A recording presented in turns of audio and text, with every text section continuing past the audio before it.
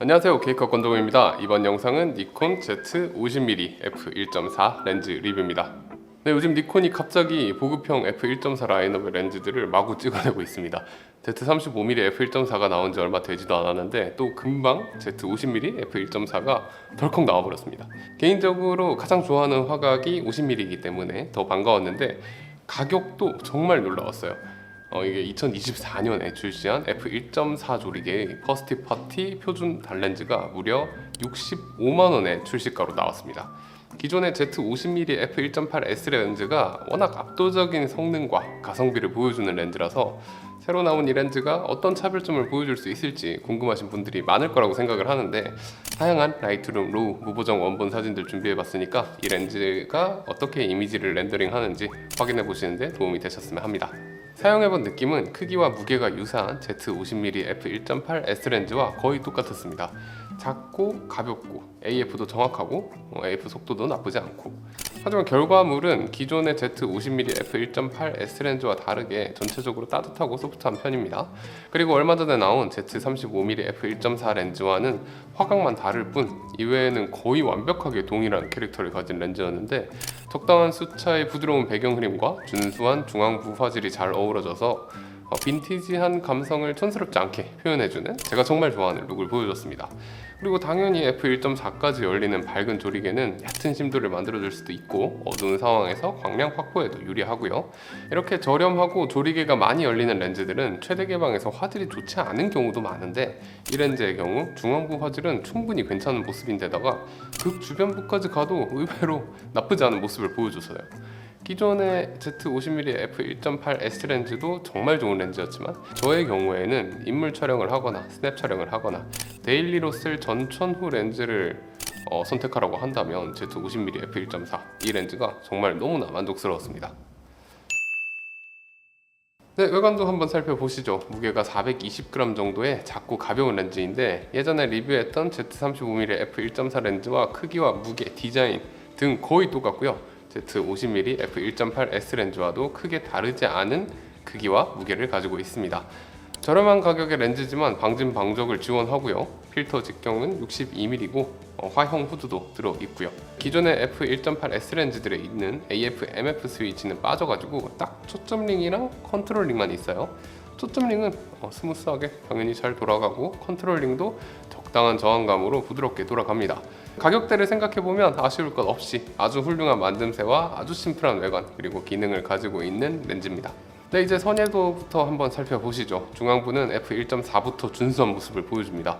그리고 조리개를 닫을수록 좋아지는데 f2.8 정도가 되면 아주 좋아지게 되고 f4에서 최고의 퍼포먼스를 보여주게 됩니다. 그리고 f8 정도까지 좋은 선예도를 유지하다가 그 이후에는 회절로 선예도가 떨어지게 돼요. 극 주변부 최대 개방도 한번 살펴보면 당연히 중앙부에 비하면 소프트하긴 하지만 그래도 의외로 좋은 모습을 보여줬고요. 다만 조리개를 닫으면서 찍어보면 선예도가 이제 꾸준히 오르고 내리는 게 아니라 오락가락하게 되는데, 제 테스트에서는 f2.8에서 가장 좋은 선예도를 보여줬고, 이후에 선예도가 떨어지다가 f8에서 다시 좋은 선예도를 보여주고 그 위에 또 떨어지는 모습을 보여주더라고요. 많이들 궁금해 하실 것 같은 Z50mm f1.8S 렌즈와 비교를 해보면 최대 개방끼리는 꽤나 차이가 나는데, 이건 조리개 값의 차이도 있거니와 50.8이 선예도 측면에서는 가격에 상관없이 거의 탑급 렌즈라서 그런 겁니다. 요 50.4 렌즈가 안 좋은 게 아니에요. 같은 조리개인 f2로 놓고 테스트를 해봐도 50.8 렌즈가 좀 더 좋긴 하지만 50.4 렌즈도 상당히 좋은 모습을 보여주는 걸 볼 수 있고요. 다만 50.4의 경우 중앙에서 가까운 주변부부터 빠르게 소프트해지기 시작하는데, 50.8은 그렇지 않기 때문에 주변부에서부터 선예도 차이는 확 느껴지게 됩니다. 그리고 극 주변부에서 조리개를 조였을 때 50.4 렌즈 같은 경우에는 좀 들쭉날쭉한 선예도를 보여주는 반면 50.8 렌즈는 조리개를 쪼을수록 선예도가 아주 정석적으로 좋아지는 모습을 보여줍니다.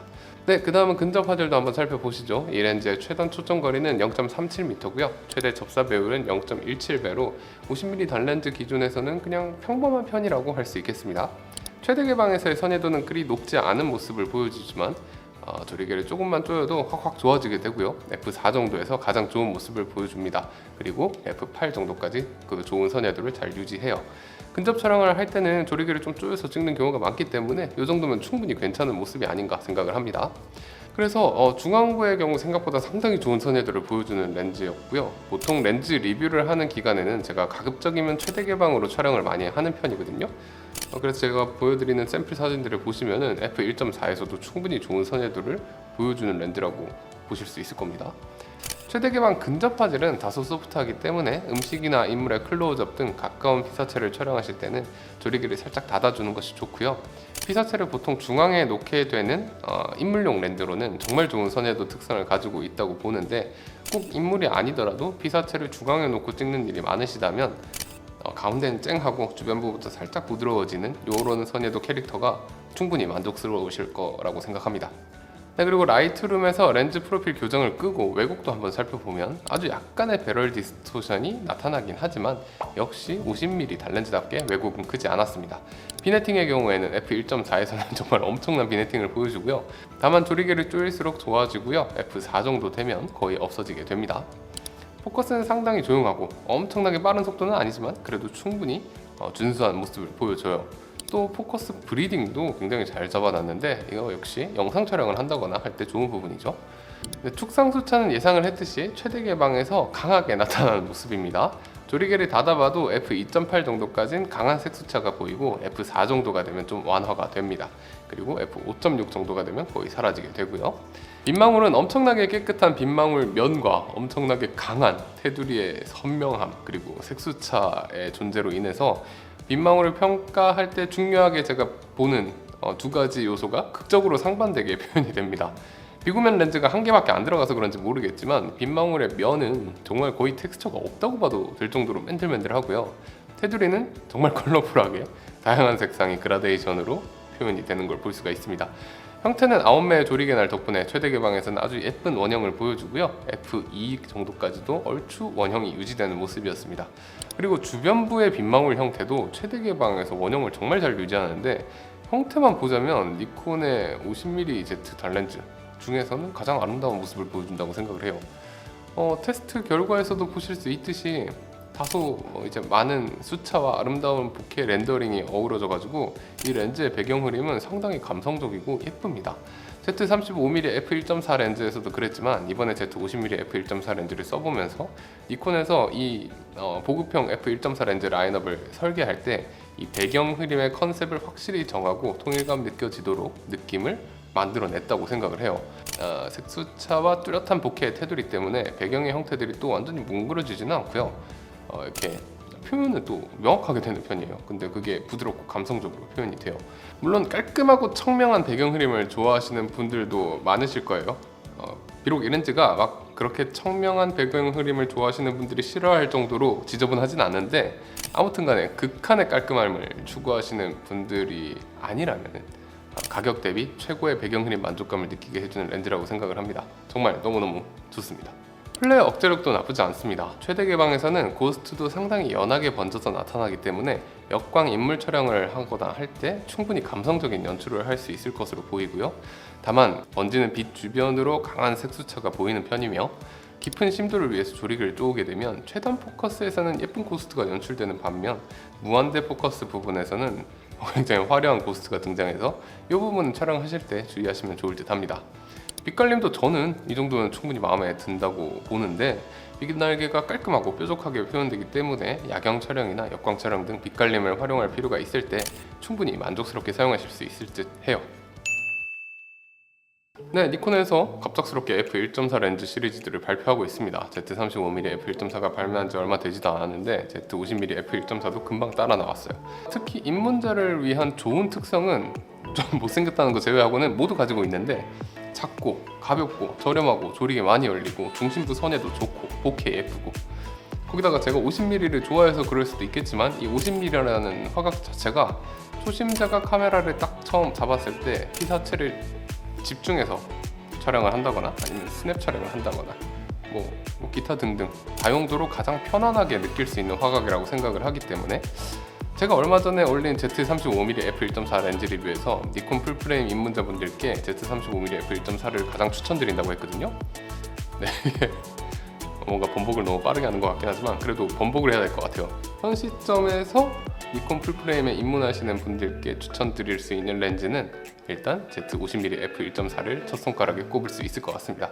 물론 가장 좋은 건 두 개 다 구입해서 쓰는 거겠지만요. 그리고 또 이야기를 하다가 생각이 나는데 이 Z50mm f1.4랑 Z35mm f1.4 렌즈는 이미지 렌더링이 정말 유사합니다. 네, 비슷한 컬러감에 좋은 중앙부 대비 훅 떨어지는 주변부의 선여도 표현, 그리고 강한 비네팅과 감성적인 배경 흐림, 또 주변부까지 아주 원형을 잘 유지하는 빗망울. 혹시 투바디를 쓰신다거나 영상 촬영을 하기 위해서 단렌즈 구성을 하신다거나 일관된 캐릭터를 가진 렌즈 구성이 필요하시다면 이 두 개의 렌즈는 거의 신의 렌즈급의 통일감을 보여주는 것도 이제 장점으로 뽑을 수 있을 것 같습니다. 앞으로 이 시리즈가 계속해서 나온다면 되게 좋을 것 같은데, 우선 Z24mm f1.4랑 Z85mm f1.4 나오면 진짜 좋을 것 같고요. 이 정도의 통일성을 유지한 채 이렇게 화각이 완성되게 되면 영상 촬영 같은 거 할 때 진짜 너무 좋을 것 같은데요. 꼭 그렇게 되길 바라봅니다. 네, 이번 영상은 니콘 Z50mm f1.4 렌즈 리뷰였고요. 혹시 궁금하신 부분이 있다면 댓글 남겨주세요. 구독과 좋아요는 영상 제작에 큰 힘이 됩니다. 그럼 지금까지 OK컷 원종호였습니다. 감사합니다.